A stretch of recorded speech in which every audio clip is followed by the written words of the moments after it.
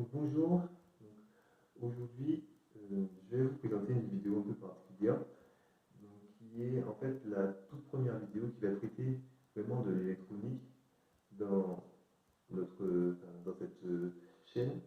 Parce que en fait vous savez, le thème de cette chaîne était dédié vraiment à l'électronique, mais pour les des vidéos que j'ai fait, que ce sont plutôt des vidéos qui, qui ont concerné le langage C et aussi un peu des tutos pratiques pour les étudiants qui essaient de gagner de l'argent.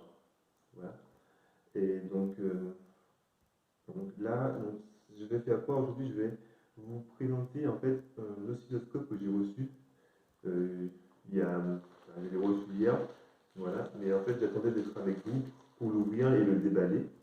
Vraiment, euh, voilà, je suis un peu excité là, j'avoue. Mais du coup, voilà, je vais l'ouvrir sans plus tarder devant vous. Donc comme vous voyez, c'est pas trop gros comme colis. Donc là, c'est les dimensions réelles, hein. Et on va voir tout de suite ce qu'il y a dedans. Allez, c'est parti, on y va.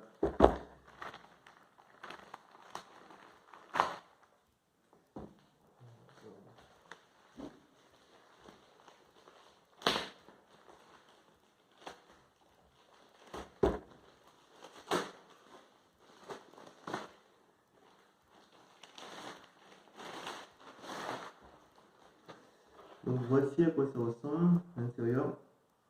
Bon, on voit que le colis a l'air d'avoir été un peu malmené. Euh, Là, donc, sur la boîte, on voit que c'est marqué table oscilloscope. Je ne sais pas si vous voyez, table oscilloscope. Ouais. Donc voilà, moi je vous hein. On continue.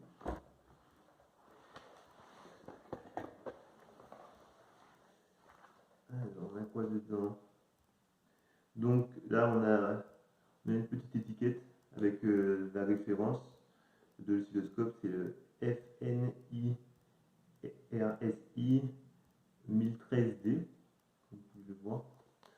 Donc, alors dans la boîte, on a des trucs pour faire les essais, pour faire les mesures. On a un manuel.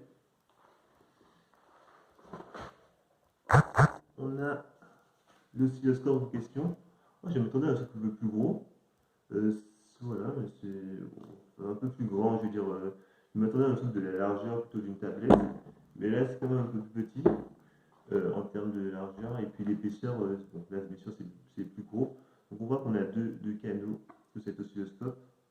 Bon, ça, on a un bouton ici, je ne sais pas à quoi ça sert. Donc voilà. Hein. On a aussi un truc pour brancher là. Voilà. Là, il y a. Voilà. Donc, on a aussi un truc, un support derrière pour mettre l'oscilloscope, pour l'orienter comme on veut, pour le mettre sur une table par exemple, comme on peut le voir. Et puis, dans la boîte, donc, on a aussi. Un adaptateur. Je pense que là, ça va poser problème pour quelqu'un qui habite en France. Ça, c'est pas cool, par contre. Ça, c'est pas trop cool. Et puis, dans la boîte, on a aussi un câble USB. Je sais pas trop à quoi ça sert. Mais voilà. Bon, voilà, j'ai tout déballé devant vous.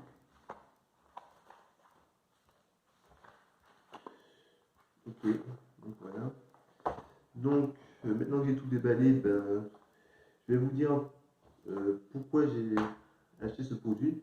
Bon, déjà, je m'excuse d'avance. Là, aujourd'hui, cette vidéo n'est pas dédiée à faire le test de ce produit. Non, c'est juste une vidéo pour vous montrer le produit en fait. Pourquoi, pourquoi je l'ai acheté en fait?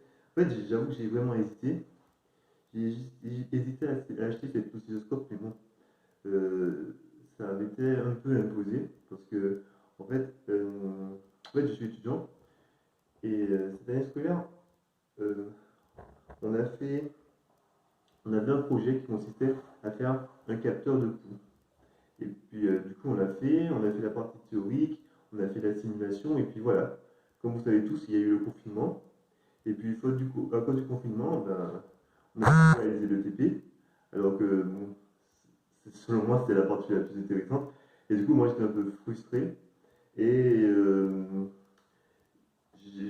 comme j'avais un peu de moyens, donc j'ai décidé de m'acheter ce matériel. J'ai acheté aussi tous les composants qui permettraient de faire un capteur de pouls, comme on l'a simulé. Et voilà, donc je les attends. Ça fait environ. Je les ai achetés vers le 3 août. Ils devraient arriver vers fin août. Donc j'attends. Euh, j'ai j'ai déjà reçu l'oscilloscope. Parce qu'en fait, c'était un oscilloscope euh, que j'ai acheté sur AliExpress en fait. Et il n'était pas trop cher, 110 euros. Enfin, il m'a coûté environ 110 euros. Et j'ai hésité à l'acheter parce que, en fait, j'avais pas envie d'acheter un gadget. J'avais envie quand même d'un appareil qui me permette de faire des mesures fiables. Et j'avais pas non plus envie d'acheter quelque chose de trop cher. Et d'après les avis que j'ai vus, donc c'était un appareil qui avait un bon rapport qualité-prix pour un amateur en tout cas. Et le seul problème qui signalait, c'est que derrière, comme vous voyez, donc, euh, on a un taux d'échantillonnage de 1 giga par seconde. C'était le seul problème qui signalait. Il disait qu'en fait, c'était pas vrai. On était plutôt autour de 100 kHz par seconde. Mais c'est un échantillonnage de 100 kHz, pardon. Et donc, ouais, c'était ça le seul problème. Mais sinon, à part ça, c'était un appareil de qualité. Du coup, c'est pour ça que je l'ai acheté. Donc, comme je vous l'ai dit, donc je vais réaliser un capteur de pouls avec cet appareil. Il va me servir à réaliser les mesures et donc à faire le test des circuits que je vais mettre au point. Donc, voilà. Donc, voilà. Donc, comme je disais, c'est la première vidéo vraiment d'électronique. Comme j'attends mes composants qui devraient arriver d'ici fin août, euh, je vais essayer de publier des vidéos encore, au moins une par semaine, euh, pour l'attente. Bon, déjà, j'ai déjà une vidéo en tête qui va plutôt être la vidéo de présentation, enfin de test de cet oscilloscope. Mais, voilà, je vous promets rien, je vais plutôt vraiment faire des vidéos, je pense, euh, de la réalisation de mon projet. Mais voilà, donc je vais quand même essayer de bosser au moins une vidéo par semaine. Euh, donc voilà. Donc je ne sais pas encore quel format ça va prendre, mais je pense que ça va être plutôt des vidéos qui vont être par trio, c'est-à-dire je vais voir pour faire une vidéo qui va présenter donc toute la théorie et les calculs, une qui va plutôt être dédiée à la simulation avec Orcad, et puis une qui va être vraiment à la pratique. Et donc là, ça va être aussi nouveau pour moi, puisque moi aussi je vais réaliser le montage pour la première fois. Donc voilà, si vous avez vraiment envie de voir ce projet, je vous recommande de suivre la chaîne. Et puis, ben, j'ai hâte de recevoir le reste de mon composant et de vous faire partager mon expérience. Et d'ici là, ben, je vous dis à la prochaine. C'est tout pour moi. Allez, bonne journée.